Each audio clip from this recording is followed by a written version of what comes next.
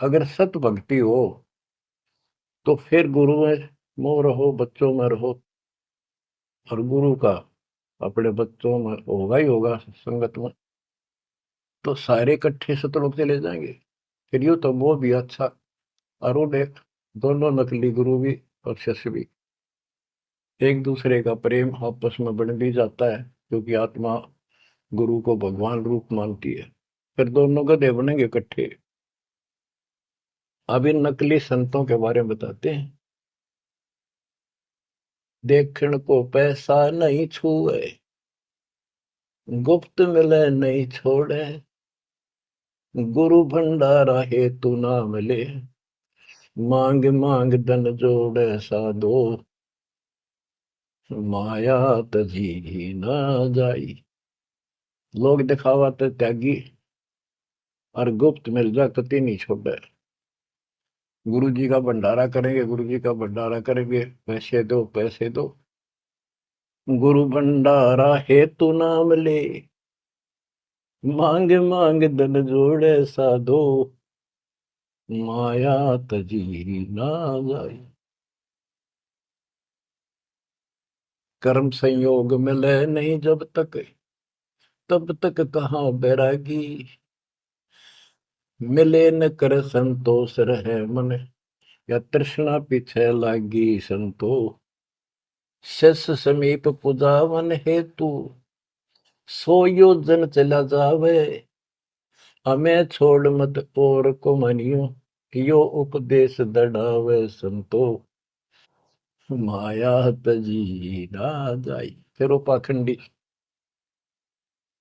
अपने आश्रम में छोड़ के फिर चलता घूमने फिरने, शिष्यों के पास अपनी पूजा कराने खातिर, सम्मान कराने के लिए पैसा चढ़ाओगे, वो लेने के लिए 100 योजन चला जा।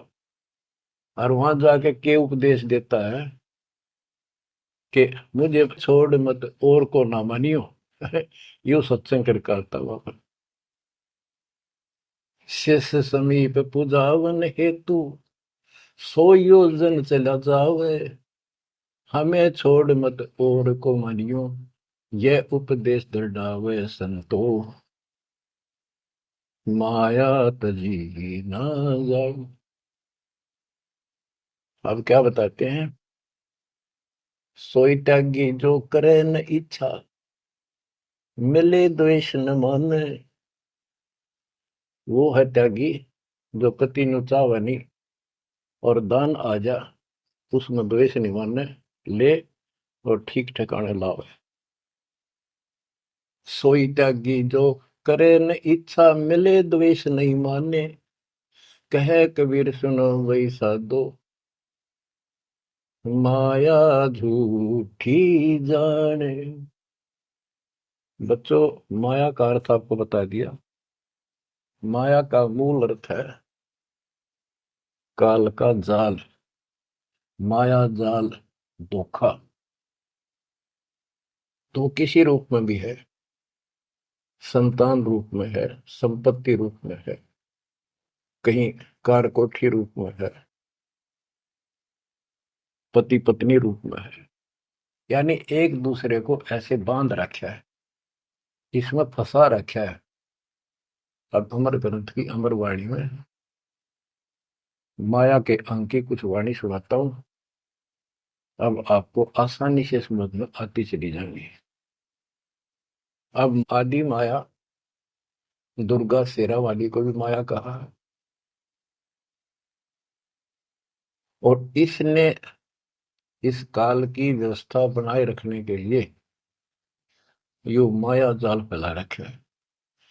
बच्चों, या भगवान की बेटी सतपुरुष की, और इसको पता है, लेकिन यह द्वेष न्यू मान रही है कि हमें निकाल क्यों दिया, और अपने बाप की विरोधी होगी। अब ये कहती है एक जीव न नहीं जाने दो वापस, अरे घेर घोट कर रखोगे। आपको याद होगा, परमात्मा मगर से सह शरीर जाने लगे, ये श्रीमती वहां भी आकर खड़ी होगी सुंदर औरत बढ़कर।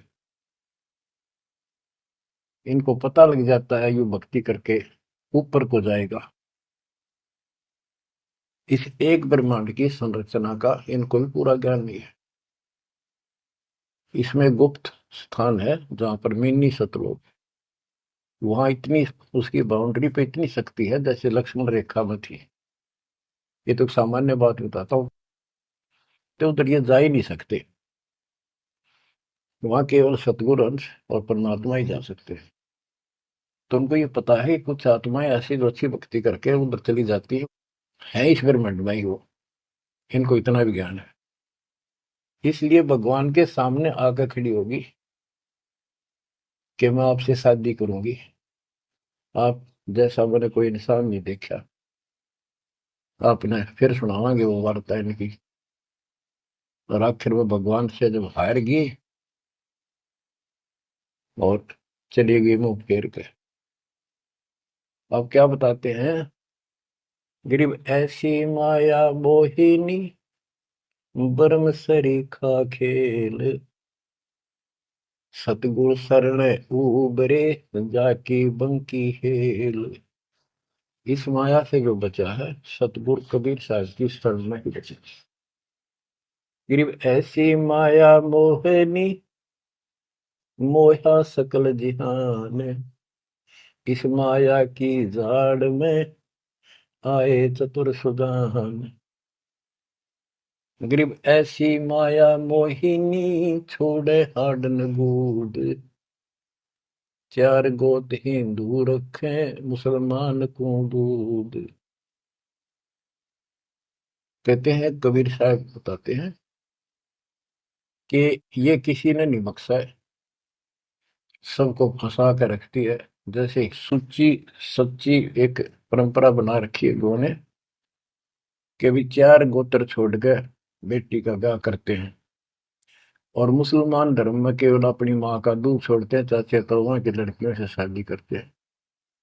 भाव कहने का ये है कि तुम कुछ कर लो, ये बकरे पैदा करने पड़ेंगे, ये बच्चे बकरे वाली ये व्यवस्था या तो किसी तरह करो, ये काल का हार तैयार करवा के छोड़ेंगे। गरीब ऐसी माया मोहिनी होरा होरी हूरे, सतगुर हेला देत है या से रही हो दूर। हम इससे दूर कैसे रहेंगे, सतगुरु शरण में आगे इससे दूर हो गए, जरा सी बात, इसका कोई संपर्क नहीं रहा। अब बच्चे भी पैदा होंगे, सारे काम होंगे, लेकिन वो सतगुरु शरण में रहेंगे। कहते धर्मराज पूछे नहीं, यम का मिट है दंड, होंगे दूर। गरीब ऐसी माया मोहिनी मंडन सब संसार, ब्रह्मा विष्णु शिव शंकर लग सब माया की लार। ये ब्रह्मा विष्णु शंकरताएं इस माया के जाल में फंसे पड़े। अब बच्चों, जैसे माया दुर्गा है, देवी है अष्टांगी, इसको पूरी कमांड काल ने दे रखी है, मेरी खाने की व्यवस्था करा, और इसने आगे ब्रह्मा विष्णु महेश को सौंप दी। गरीब ऐसी माया मोहिनी मंडन सब संसार, ब्रह्मा विष्णु शिव शंकर लगे सब माया की लार। गरीब माया ब्रह्मा विष्णु है माया शंकर शेष, पांच तत्व गुण तीन लग माया ही परवेश। के अपनी माँ के आदेश अनुसार अब ये भी जीवों को फंसाने का कार्य में लगे हुए हैं। ये भी माया है, ये भी धोखा है, ये भी जाल है। गरीब माया ब्रह्मा विष्णु है माया शंकर शेष, पांच तत्व गुण तीन लग माया ही परवेश। गरीब ये माया के फूल हैं जेते दर शरीर, इस बेली लाग्या नहीं अदली असल कबीर। ये सब माया के फूल हैं जो जन्म लेते हैं, इस बेली लाग्या नहीं, यानी परमात्मा कबीर जी का जन्म नहीं हुआ। गिरब जेते आवत जाते हैं, यानी जमते मरते, सब माया के माही, विरक्त एक कबीर है, जाकी सरवर नाही। केवल एक कबीर साहब हैं जो इससे बचे हैं, इसका इसका समान, इसकी बराबरी कोई नहीं कर सकता। गिरब माया ही के फूल है, लाग लाग कुमलाही, ब्रह्मा विष्णु महेश लग, जूंगी आवे जाही। ओए होए। बच्चों, 300 वर्ष पहले संत गरीबदास जी ने ये सूक्ष्म वेद बताया, परमात्मा से प्राप्त एज इट इज बोला था। गिरिव ये माया के फूल हैं, लाग लाग कुमलाही, कि ये जितने भी जीव हैं और ब्रह्मा विष्णु महेश लग तो जूंगी। आइए अब देखते हैं कबीर साहिब जी का ज्ञान, पुस्तक कबीर सागर का सरलार्थ, पेज नंबर 331 से। गुरु शिष्य पतंग दीप सम होई, ऐसा स्नेह कर जो कोई, जैसे फूल पर भंवरा बैठ जाता है, उसमें इतना मस्त हो जाता है, रात्रि के समय फूल बंद हो जाता है, भंवरा मर जाता है, परंतु साथ नहीं छोड़ता। अन्य उदाहरण चांद तथा चकोर पक्षी का बताया है कि एक चकोर पक्षी रात्रि में चंद्रमा की ओर उसी समय से देखना शुरू कर देता है जिस समय उदय होता है। एक टक दृष्टि जमाए रहता है। चंद्रमा ऊपर होता है तो चकोर पक्षी गर्दन ऊपर करता चला जाता है। चंद्रमा जब पीछे को जाता है तो वृक्ष पर बैठा चकोर पक्षी गर्दन ऊपर से पीछे की ओर करता चला जाता है।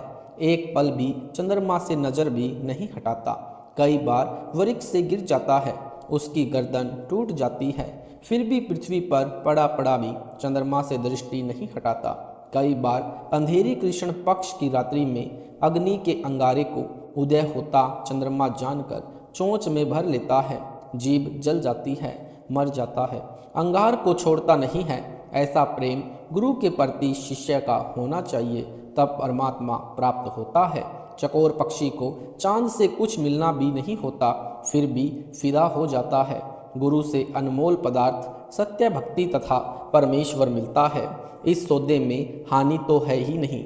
हिरण यानी मृग को वश में करने वाला शिकारी एक यंत्र से धुन निकालता है। उस धुन को सुनकर हिरण शिकारी की ओर खींचा चला जाता है। दुश्मन के सामने अपना मुख रख देता है, शिकारी उसको पकड़ ले जाता है, मारकर अपना स्वार्थ सिद्ध करता है, परंतु मृग पीछे नहीं हटता। गुरु के साथ ऐसा प्रेम शिष्य का होना चाहिए, मोक्ष अवश्य मिलेगा। जैसे पपीहा पक्षी यानी जैसे पपीहा पक्षी पृथ्वी पर खड़ा पानी नहीं पीता, चाहे प्यास से मर जाए, वह आकाश से वर्षा का पानी पीता है। इसी प्रकार शिष्य को अपने गुरु के अतिरिक्त अन्य गुरु से कोई वास्ता नहीं होना चाहिए। Page number 332। जैसे मछली पानी के बिना पल भी नहीं रह सकती, यदि जल से दूर हो जाती है तो मर जाती है। जिस शिष्य का ज्ञान योग खुल जाता है, यानी जिसको मोक्ष के महत्व का पता चल जाता है, तो उसकी दशा मछली जैसी हो जाती है। यदि किन्हीं कारणों से गुरु से दूर हो जाता है तो जीना हराम हो जाता है। गुरु भी वही पूर्ण है जो सत्य मंत्र देता है, अन्य गुरु कुछ काम नहीं आता। गुरु को पल पल देखो और प्रणाम करो। कबीर नैनो अंदर पावे, यानी कबीर नैनो अंदर आवे तू, जब ही नैने झपेऊ, ना मैं देखूं और को, ना तुझे देखन देऊं। भावार्थ, सच्चा प्रेम जब किसी से होता है तो इतना बेईमान हो जाता है। कहा कि गुरुदेव यदि आंखों में सामने योग्य होता तो आपको आंखों में डालकर आंखें बंद कर लेता, न तो मैं आपके अतिरिक्त किसी को देखूं और न आपको देखने दूं। यानी इतना अपनापन शिष्य का गुरु के प्रति होना अनिवार्य है। विशेष ज्ञान धर्मदास जी ने परमेश्वर कबीर जी से शरीर में बने कमलों के विषय में जानना चाहा तो परमेश्वर कबीर जी ने कमलों का ज्ञान करवाया। कबीर परमेश्वर जी ने कबीर सागर के अध्याय अनुराग सागर के पृष्ठ 151 तथा भवतारण यानी भवतारण बोध पृष्ठ 57 पर केवल 8 कमलों का ज्ञान दिया है। कबीर बानी अध्याय पृष्ठ 111 पर 9 कमलों का ज्ञान करवाया है। बताया है कि 9वें कमल में पूर्ण ब्रह्म है। कबीर बानी पृष्ठ 111 का सारांश। इस पृष्ठ पर परमेश्वर कबीर जी ने विशेष गुप्त ज्ञान दिया है। इसमें 9वें कमल का ज्ञान बताया है तथा उस 9वें कमल में पूर्ण ब्रह्म का निवास है। कमलों के विषय में संपूर्ण ज्ञान कृपा पढ़े अनुराग सागर के सारांश में पृष्ठ 151 के सारांश में, इसी पुस्तक के पृष्ठ 152 से 161 तक कबीर बानी पृष्ठ 112 113 का सारांश, पृष्ठ 111 पर तो स्थूल शरीर के कमलों का ज्ञान करवाया है। इन पृष्ठों पर सूक्ष्म शरीर में बने कमलों का ज्ञान बताया है। सूक्ष्म शरीर के कमलों का ज्ञान नंबर 1, प्रथम कमल में शुक्ल हंस रहते हैं, बहुत बड़ा विस्तार है। नंबर 2, दूसरे कमल में सहज दास जी का निवास है। तीसरे कमल में इच्छा का निवास है। चौथे कमल में मूल सुरती है। पांचवें कमल में सोहम सुरती है, साथ में इसके अंश भी है। छठे कमल में अचिंत का निवास है। सातवें कमल में अक्षर का निवास है। आठवें कमल में तेज का निवास है। नौवें कमल में सत्य पुरुष जी रहते हैं। सब कलमन यानी सब कमलन का किया निर्वारा, ज्ञानी पंडित करो विचारा। अन्य सामान्य ज्ञान है जो पूर्व के अध्यायों के सारांश में वर्णन हो चुका है। कबीर वाणी पृष्ठ 114 115 पर सामान्य ज्ञान है। साधक को इसकी आवश्यकता नहीं है। यह सृष्टि रचना का विषय है। जो सृष्टि रचना में पढ़े यह पर्याप्त है। Page number 333। पृष्ठ 116 पर गलत का ज्ञान है, मिलावटी है। पृष्ठ 117 पर सृष्टि रचना का आंशिक ज्ञान है। अंडे से ज्योति निरंजन की उत्पत्ति का ज्ञान है। पृष्ठ 118 से 119 पर भी सृष्टि रचना का अधूरा तथा कुछ गलत कुछ ठीक ज्ञान है जो पहले के अध्यायों में लिखा जा चुका है। पृष्ठ 119 पर भी ज्योति निरंजन की उत्पत्ति अंडे से हुई का ज्ञान है। पृष्ठ 120 121 पर ऐसा ज्ञान है जो पहले कई बार वर्णन किया गया है। अचिंत आदि की उत्पत्ति का ज्ञान है।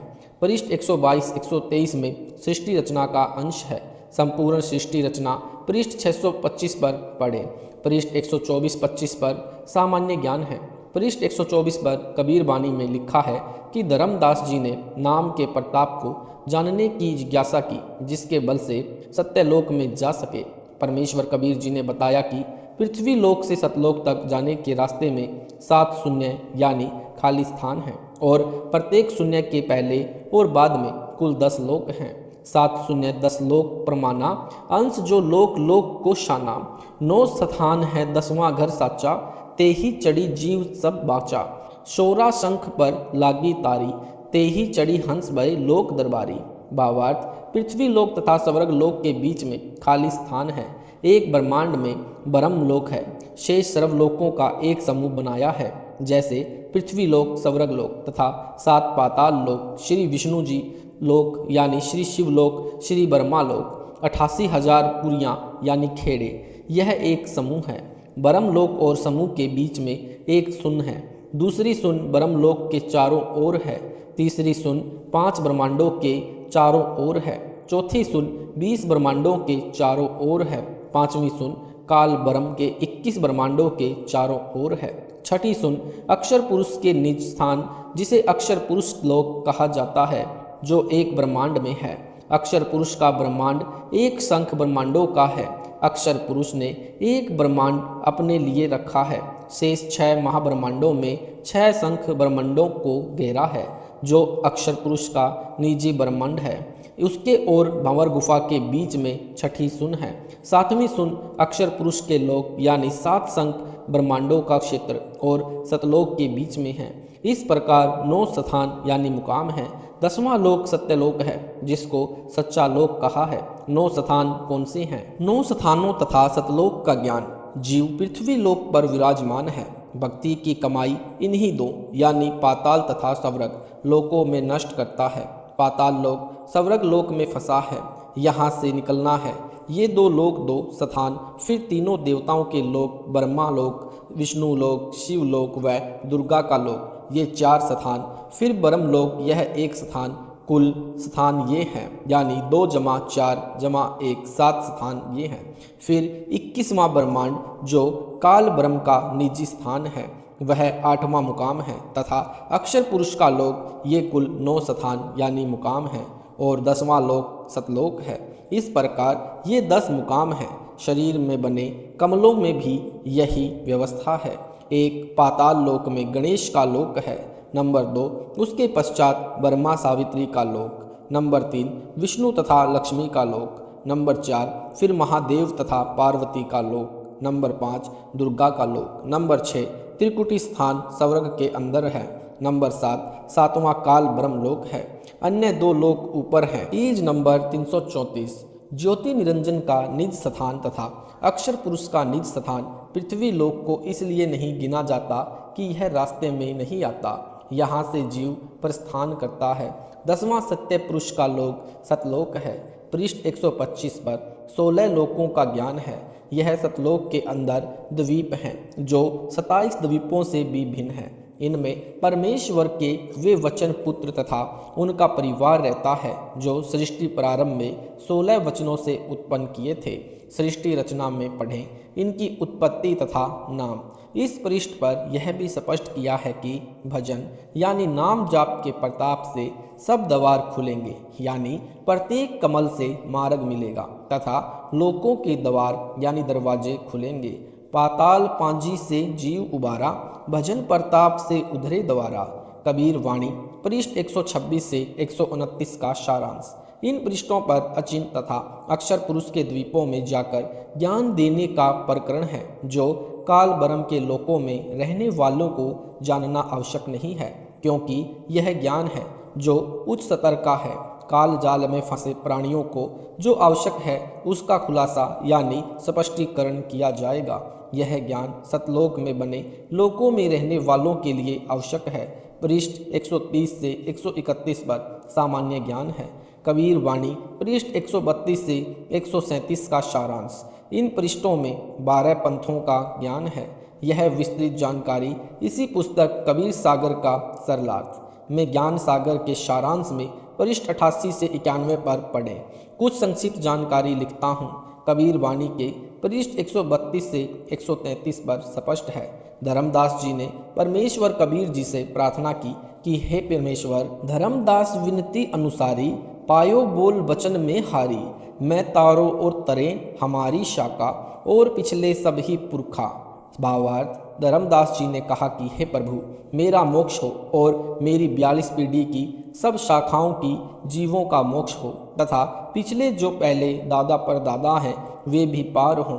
परमेश्वर कबीर जी ने कहा कि हे भोले भक्त, आप तो केवल अपनी अपनी संतान तथा पीढ़ियों को पार करने की बात कर रहे हो, मैं तो विश्व के प्राणियों का उद्धार करने की बात कर रहा हूँ। सतगुरु वचन परमेश्वर कबीर जी ने धर्मदास जी से कहा कि हे धर्मदास, तेरी बुद्धि काल ने खींच ली, यानी संकीर्ण बुद्धि कर दी।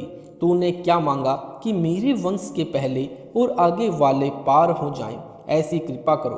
तूने मांगना भी नहीं आया, मैं तो सर्व सृष्टि को तारने के लिए प्रयत्न कर रहा हूँ। यह सुनकर धर्मदास शर्मिंदा हो गई। कबीर परमेश्वर जी ने बताया कि मेरी योजना क्या है, यह मैंने तेरे को पहले नहीं बताया, यह गुप्त रखी थी। अभी तक तो मैंने 7 सुरती का ज्ञान दिया है, यानी 7 अच्छी आत्माओं का ज्ञान बताया है। आप यानी धर्मदास 8वीं सुरती हो, यानी मेरे द्वारा भेजी गई आत्मा हो। आपके पुत्र चूड़ामणि को मैं गुरु पद दूंगा, परंतु उस परंपरा यानी बिंद परंपरा में 6ठी पीढ़ी यानी 6ठी गुरु गद्दी वाले को काल के चलाए 12 पंथों में से 5वां टकसारी पंथ वाला भ्रमित कर देगा। तब तेरी वंश गद्दी वाले उस काल पंथ यानी टकसारी पंथ वाली आरती चौका और यथार्थ मंत्र को छोड़कर अन्य मंत्र यानी अजर नाम, अमर नाम, अमी नाम आदि आदि व्यर्थ मंत्र दीक्षा में देना शुरू कर देंगे। इस प्रकार तेरी बिंद परंपरा से यथार्थ भक्ति समाप्त हो जाएगी। फिर जब कलयुग 5505 बीत जाएगा, तब मेरा यथार्थ पंथ यानी सत्य साधना शुरू होगी। यानी अनुराग सागर पृष्ठ 140-141 पर लिखा है कि तेरी 6ठी पीढ़ी वाले को टकसारी पंथ का मुखिया भ्रमित करेगा। बहुत महत्वपूर्ण प्रमाण परमेश्वर कबीर जी ने बताया कि हे धर्मदास, तू मेरा अंश है। मैं तुझे एक अति गुप्त भेद बताता हूँ जो मैंने अभी तक तुझसे छुपा रखा है। 7 सुरती तो उत्पत्ति करने वाली है, तुम 8वीं सुरती हो तथा 9तम सुरती मेरा निज वचन है। यानी उसको पूर्ण मोक्ष मंत्र देने का अधिकार मैंने दिया है। जो उससे दीक्षा लेगा उसको काल चोर रोक नहीं सकता। धर्मदास ने प्रार्थना की कि हे परमात्मा, मुझे वह वचन बताओ जिससे जीव जन्म मरण के चक्र में न आए। परमात्मा कबीर जी ने कहा कि 8 बूंद यानी सतलोक में स्त्री और पुरुष से उत्पन्न अच्छी आत्माओं द्वारा काल लोक से जीव मुक्त कराने की युक्ति यानी योजना बनाई थी। तुम 8वीं बूंद हो, तुम सबको काल ने भ्रमित कर दिया। अब 9वीं बूंद यानी नौतम श्रुति को संसार में भेजूंगा। उसका जन्म भी तुम्हारी तरह बूंद से यानी माता पिता से होगा। तब युग बंद हुए धर्मदास, नौतम सूरत बूंद प्रकाशा। 8 बूंद की जुगती बनाई, नौतम से 8 बूंद मुक्ताई। उस एक बूंद से तेरे सहित 8 बूंद तथा तेरे बूंद वाले यानी बिंद वाले 42 वंश पार कर दिए यानी आशीर्वाद दे दिया। वंश 42 बूंद तुमरा, सो मैं एक बूंद से तारा। हे धर्मदास, तू मेरी 8वीं सुरती है जो संसार में भेजा है। कलयुग 5505 वर्ष बीत जाने पर मेरा यथार्थ 13वां पंथ चलेगा। उसको चलाने वाली मेरी नौतम श्रुति होगी। वह 9वीं यानी 9वीं आत्मा मेरा निज वचन यानी सत्य नाम सार शब्द लेकर जन्मेगा। उसके द्वारा चलाए पंथ में जो नाम दीक्षा लेगा तो काल चोर उसको रोक नहीं सकेगा। धर्मदास उवाच, धर्मदास दोई कर जोरा, कहो वचन सोई सतगुरु मोरा। सोई बचन कहो समझाई, जेहि ते जीव सृष्टि में न आई। सतगुरु उवाच, 8 बूंद की जुक्ति बनाई, नौतम ते 8 बूंद मुक्ताई। बिना गुरु को वो भेद नहीं पावे, युग बंद होवे तो हंस कहावे। पेज नंबर 336 भावार्थ। परमेश्वर कबीर जी ने कहा कि हे धर्मदास, मेरी योजना 8 अच्छी आत्माओं को काल लोक में जन्म देकर जीव उद्धार करने की थी, परंतु वे 8 भी काल के वश होकर भटक रहे हैं। जन्म से 8वीं बूंद यानी माता पिता के बीज से बने मानव शरीर वाली 8वीं आत्मा तुम हो। उन 8 का भी उद्धार 9वीं बूंद यानी मानव जन्म प्राप्त अच्छी आत्मा से होगा। कबीर वाणी पृष्ठ 133 पर अधिकतर मिलावट तथा बनावटी वाणी है जिनका प्रसंग से मेल नहीं होता। केवल धर्मदास जी की विनती ठीक है जिसमें परमेश्वर से पूछा है कि मेरे नारायण पुत्र की शिक्षा दीक्षा कैसे चलेगी। धर्मदास विनती अनुसारी, साहब विनती सुनो हमारी। नारायण दास हमारे पुत्र सोई, उनकी सिखावन कैसे होई। सतगुरु उवाच, तब सतगुरु यह वचन पुकारा, चूड़ामणि वन छत्र उजियारा। और सब जीव काल धर खाई, नारायण जीव काल का भाई। चूड़ामणि नाम से काल डराई, सत्य नाम है तो जीव मुक्ताई। तिनके सनंद चले संसारा, उनके हाथ नाम सत हमारा। ये वाणी उचित हैं, शेष बनावटी हैं। भावार्थ, परमेश्वर कबीर जी ने स्पष्ट कर दिया है कि नारायण दास तो काल का भेजा जीव है, वह हमारे मार्ग पर नहीं चलेगा। उसने तो श्री कृष्ण की महिमा बताई थी। चूड़ामणि को मैं गुरुपद दूंगा, उसके सिर पर गुरुपद का छत्र लगेगा।